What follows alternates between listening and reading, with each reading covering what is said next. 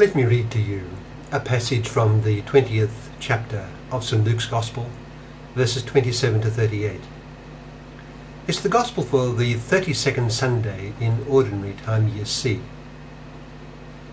St. Luke writes, "Some Sadducees, those who deny that there is a resurrection, came forward and put this question to Jesus, saying, 'Teacher, Moses wrote for us that if someone's brother dies leaving a wife but no child, his brother must take the wife and raise up descendants for his brother.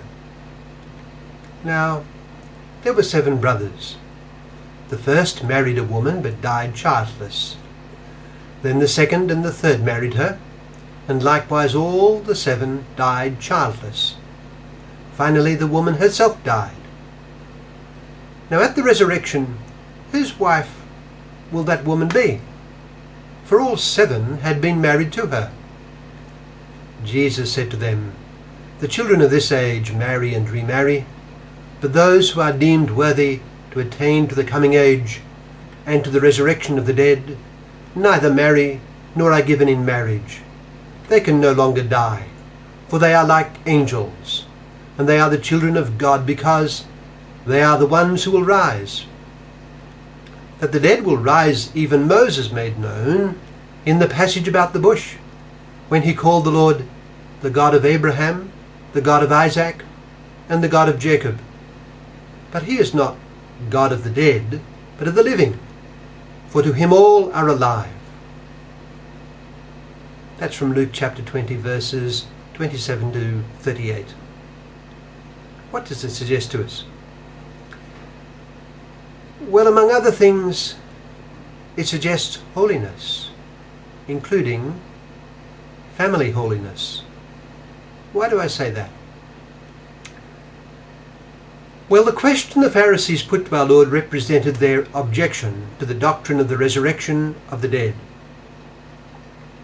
In his answer, which demolished their riddle on their own ground of the Pentateuch, our Lord refers to those judged worthy of a place in the other world and in the resurrection of the dead.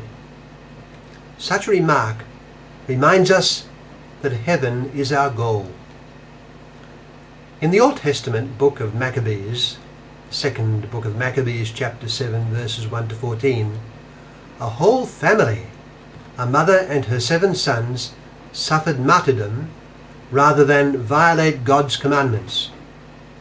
This was an outstanding family of martyrs, saints of the Old Testament, who put God and his will absolutely before all else. There are saints who were married and whose spouses were far from being saints. There have been individual parents who are saints and who have had among their children a saint. Bridget of Sweden is a canonized saint, as is one of her daughters, Saint Catherine of Sweden. There have been child saints. Saint Maria Goretti was not yet a teenager when she died. Nor were Francisco and Jacinta Mato, both now beatified.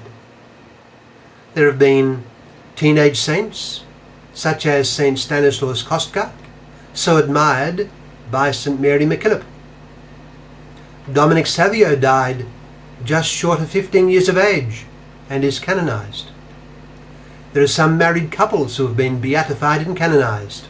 The parents of St. Therese of Lisieux, Louis Martin and Marie Zélie Guérin, have been beatified.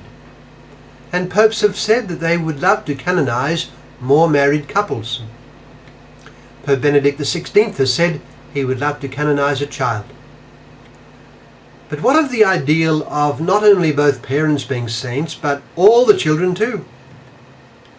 The martyred family of the book of Maccabees provides us with an example.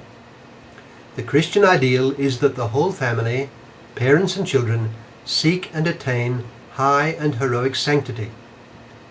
This is clearly the ideal of God's plan and the Church's teaching, because the Church teaches that every baptized person is called to holiness of life, and that the family is a domestic church. All members of a Christian family are called to a common holiness. Whether or not a whole family is ever canonized, in fact, it is the will of God that all members of every family seek canonizable sanctity, even if in the providence of God formal canonization is never contemplated. The Christian family ought to be the training ground for great holiness in its members. But of course, this has to be desired. That is to say, essential to the acquisition of sanctity, of holiness, is a powerful desire for it. And that desire is itself the gift of grace. Now, as signal help to gain and then maintain the desire for union with God and personal holiness here on earth is the very thought of heaven. Our Lord refers to heaven in our gospel today when he speaks of those judged worthy of a place in the other world. It ought to be the principal and common objective of the Christian family to attain a high place in heaven. And heaven is attained precisely by seeking to love and serve our Lord in everything. Companies and various corporations have commonly agreed goals, statements of mission. The attainment of heaven should be the goal of every married Christian couple, and it should be the goal that they have for all their children. But it seems that few families have this as the stated, commonly understood goal of the family, spoken of and agreed to. The prize is heaven with God.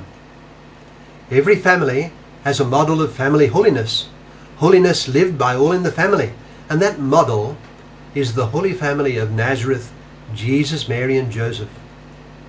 Let every family put real thought into how it could make holiness and the generous love of God their commonly understood goal, governing the life of the family. Let them start with the thought of heaven as the goal for all, and make the Holy Family their daily inspiration. Let them resolve together as a family to do God's will every day, at home, at school, at work, in the parish, wherever. It ought not be simply the private hope and ambition of one or two in the family, such as the mother and a particular son or daughter. Let them all seek to please God as a family, whatever the cost. How different the church and the world would be were this ambition to be common to Christian families. The Christian family is a domestic church. It should therefore be the home of Christian holiness, where all learn to know, love and serve God here on earth with their whole mind, heart, soul and strength. Let us resolve to make that the family goal, with heaven the common prize, and the Holy Family at Nazareth the constant inspiration and model. The whole family, and not just one or two in it, is called to holiness.